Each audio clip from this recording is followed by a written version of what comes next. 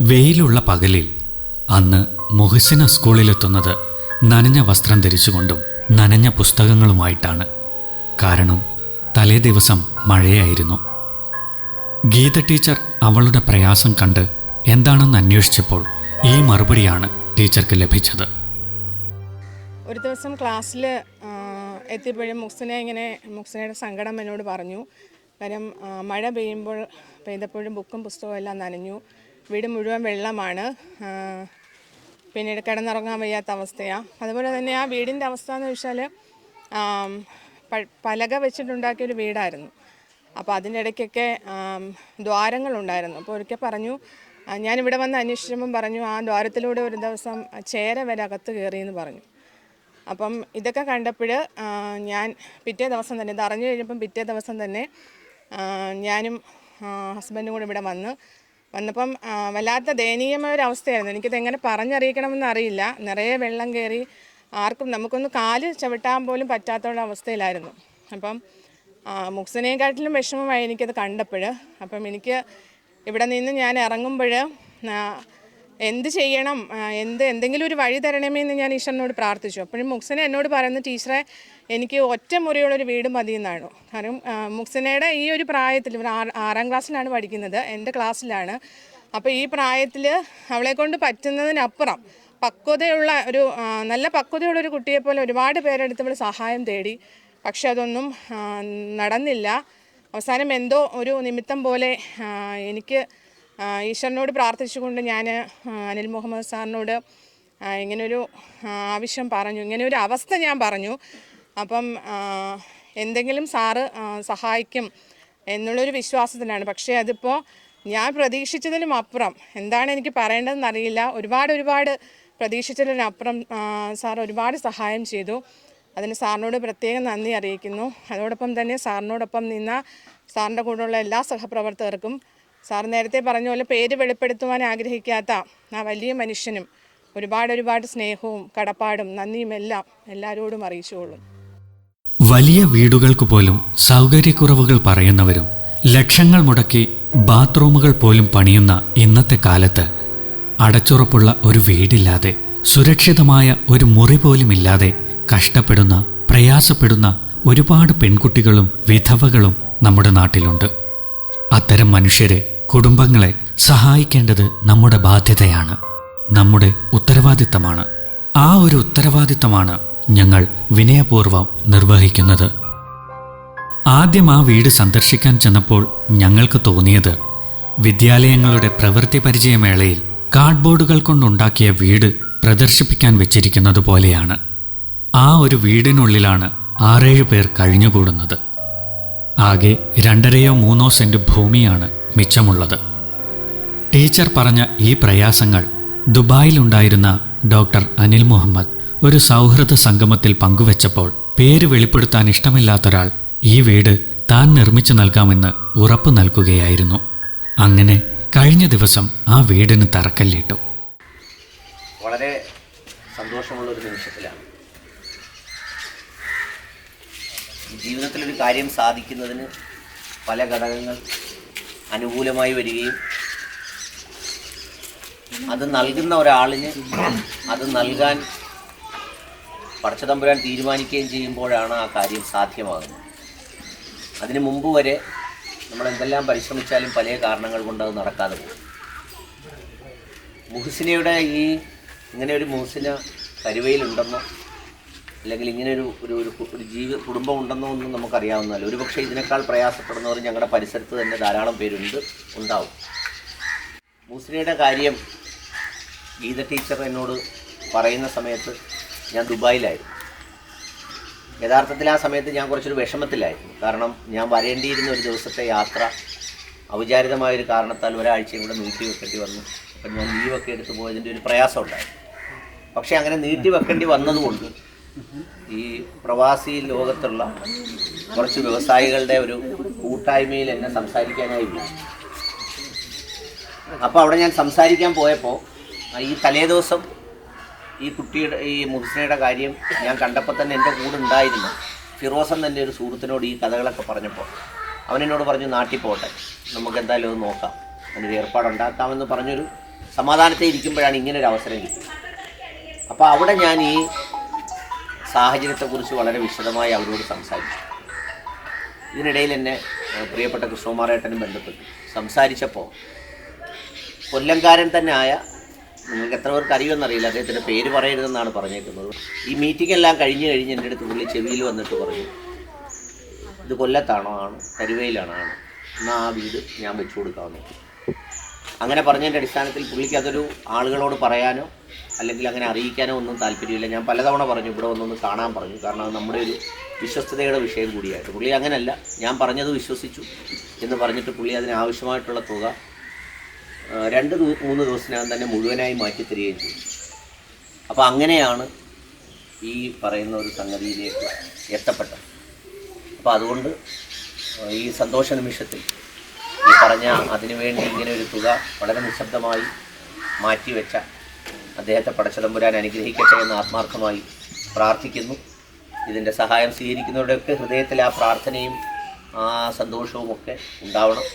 നമുക്കും ഇതുപോലെയൊക്കെ ആളുകളെ സഹായിക്കാനാവണം.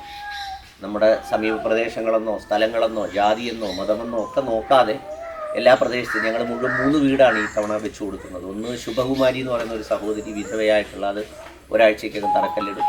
ശനിയാഴ്ച കൂട്ടിക്കല്ല് മറ്റൊരു വികലാംഗനായ ചെറുപ്പക്കാരനൊരു വീട് വെച്ചു കൊടുക്കുന്നതിൻ്റെ തറക്കല്ലിട്ടു. ഇത് 2ാമത്തേതാണ്. അപ്പോൾ അതുകൊണ്ട് ആ സന്തോഷം എല്ലാവരുമായി പങ്കുവെച്ചുകൊണ്ട് ഇതിനുവേണ്ടി ഇങ്ങനെ സംഘടിപ്പിക്കുന്നതിന് വേണ്ടി ഒരുപാട് കൃഷ്ണകുമാറേട്ടനൊക്കെ ഒരുപാട് പാടുപെട്ടു. ഇതിൻ്റെ ആളുകളെ കണ്ടെത്തുന്നതിനും ഇതെല്ലാം ഏകോപിപ്പിക്കുന്നതിനും വേണ്ടി. അതുപോലെ പ്രിയപ്പെട്ട അധ്യാപകരുടെയൊക്കെ ഒരു പിന്തുണയും സഹായവും ഒക്കെ ഉണ്ടാവണം. പഠിച്ചുള്ളൊരു നല്ല കുട്ടിയായി അവൾക്ക് ഒരുപാട് പേരെ സഹായിക്കാൻ കഴിയും. അപ്പോൾ അങ്ങനെ അനുഗ്രഹിക്കട്ടെ എന്ന് ആത്മാർത്ഥമായി പ്രാർത്ഥിച്ചുകൊണ്ട് ഈ കല്ലിടലിനായിട്ട് ഇവിടെ എത്തിയിട്ടുള്ള KRDയുടെ ചെയർമാനും ഹൗസിംഗ് ഫെഡറേഷൻ്റെ ചെയർമാനുമായ അഡ്വക്കേറ്റ് എം ഇബ്രാഹിം സാറുണ്ട്. ഞങ്ങളുടെയൊക്കെ ഏറ്റവും മുതിർന്ന ജ്യേഷ്ഠ പിതാവിന് തുല്യമായ കൈതവനത്ര ശങ്കരൻകുട്ടി ചേട്ടനുണ്ട്. ഉണ്ണിത്ത സാറുണ്ട്. രാധാകൃഷ്ണനുള്ള ഇത്രാടം നവാസ്, ഫസൽ അഹമ്മദ് അടക്കമുള്ള പ്രിയപ്പെട്ട സുഹൃത്തുക്കൾ. നിങ്ങളെല്ലാവരുടെയും പേരുകളൊന്നും എനിക്കറിയില്ല. അപ്പോൾ എല്ലാവരുമായി സന്തോഷം പങ്കുവെച്ചുകൊണ്ട് ആ കർത്തവ്യം, ആ കടമ നിർവഹിക്കുന്നതിന് ചെയർമാനെയും അതോടൊപ്പം ഞങ്ങളുടെ 2 മുതിർന്ന പിതൃതുല്യരായവരെയും ക്ഷണിച്ചു.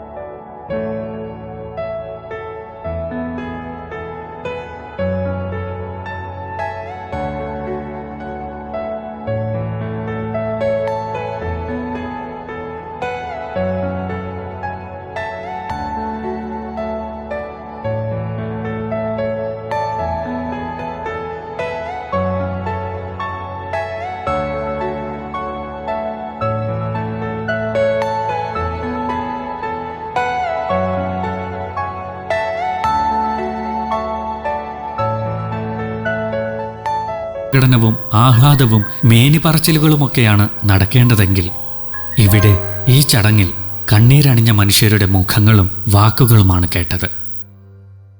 ബഹുമാന്യരെ,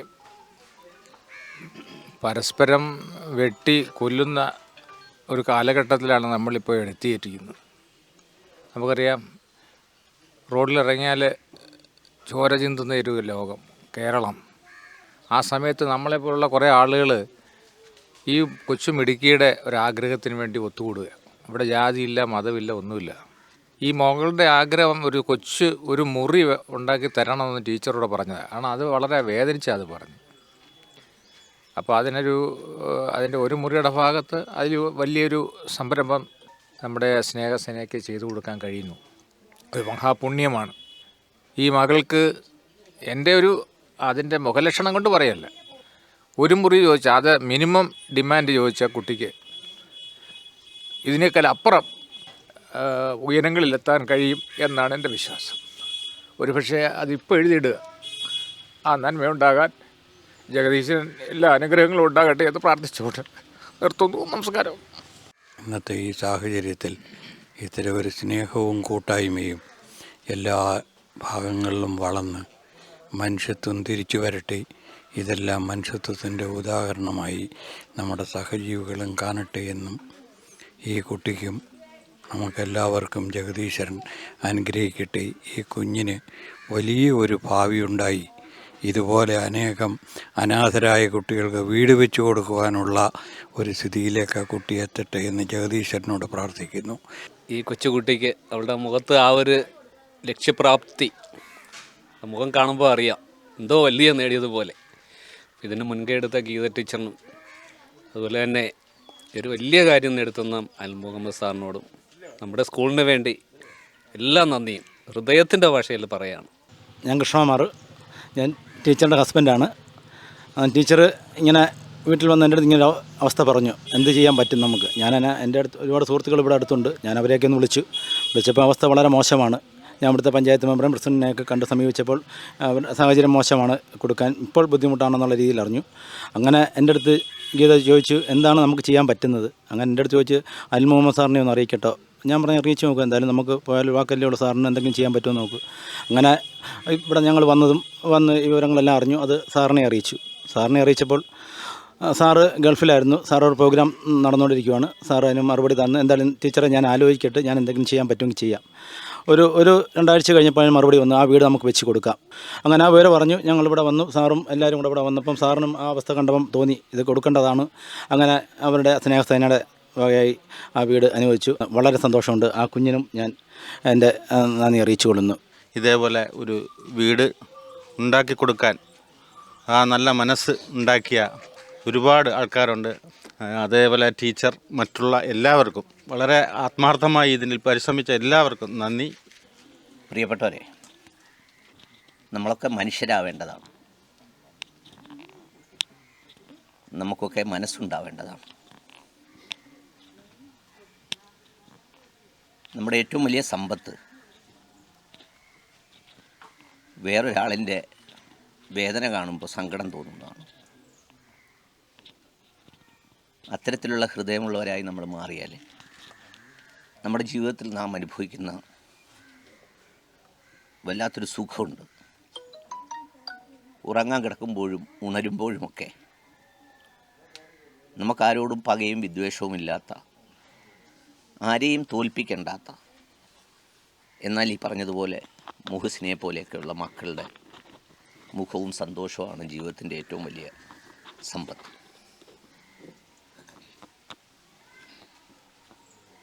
ഇവിടെ ഹിന്ദുവും മുസ്ലിമും അല്ലെങ്കിൽ വേറെ ആരെങ്കിലുമൊക്കെ ആരായിരുന്നാലും അവസാനം മരിക്കുമ്പോൾ മനുഷ്യനായി മരിക്കുക എന്ന്, ജീവിക്കുമ്പോൾ മനുഷ്യനായി ജീവിക്കുക എന്നുള്ളതാണ് ഏറ്റവും പ്രധാനപ്പെട്ട കാര്യം.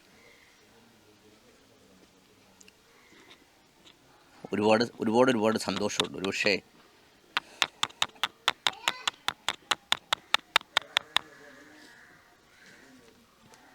നമ്മളൊക്കെ ആരെങ്കിലുമൊക്കെ ആയിത്തീരുന്നതിനേക്കാൾ, അല്ലെങ്കിൽ നമ്മുടെ മക്കളൊക്കെ ആരെങ്കിലുമൊക്കെ ആയിത്തീരുന്നതിനേക്കാൾ വലിയ സന്തോഷമാണ് ആരോരും ഇല്ലാത്തവർക്ക് ആരെങ്കിലും ആവുക. അത് വലിയൊരു ഭാഗ്യമാണ്. ഏതായാലും ഇത്തരമൊരു ചടങ്ങിന് എത്തിയ നിങ്ങളോടെല്ലാവരോടും വളരെ ഹൃദയം ചേർത്ത് വെച്ച നന്ദിയും സന്തോഷവും കടപ്പാടും അറിയിക്കുന്നു. ഇനിയും നമുക്ക് നന്മയുടെ ഏതെങ്കിലുമൊക്കെ വഴികളിൽ വെച്ച് കണ്ടുമുട്ടാം. നന്മയിലായി ജീവിക്കാം, നന്മയിലായി മരിക്കാം. അതിനുവേണ്ടി എല്ലാവരും പ്രാർത്ഥിക്കുക. നന്ദി. എല്ലാവർക്കും നന്ദി. എനിക്ക് ഒരു വീടൊരു എൻ്റെ ഒരു സ്വപ്നമായിരുന്നു. അത് നടത്തി തന്ന എല്ലാവർക്കും ഞാൻ നന്ദി അറിയിക്കുന്നു. ഞങ്ങൾക്കെല്ലാ പിന്തുണയുമായി മുൻപിൽ നിന്ന NSS കരയോഗം പ്രസിഡന്റ് പ്രിയപ്പെട്ട കൃഷ്ണകുമാറേട്ടൻ, കരുവ ജമാഅത്തിന്റെ ഭാരവാഹികൾ, ഒപ്പം ആ നാട്ടിലെ നല്ലവരായ മനുഷ്യർ, അയൽക്കാർ ഈ ചടങ്ങിന് ഞങ്ങളോടൊപ്പം സാക്ഷിയായി. മുഹസിന, ഇവൾ മിടുക്കിയായി പഠിക്കട്ടെ, സുരക്ഷിതയായി വളരട്ടെ. എന്നിട്ട് നാളെ അവൾ ഈ ദൗത്യം ഏറ്റെടുക്കട്ടെ.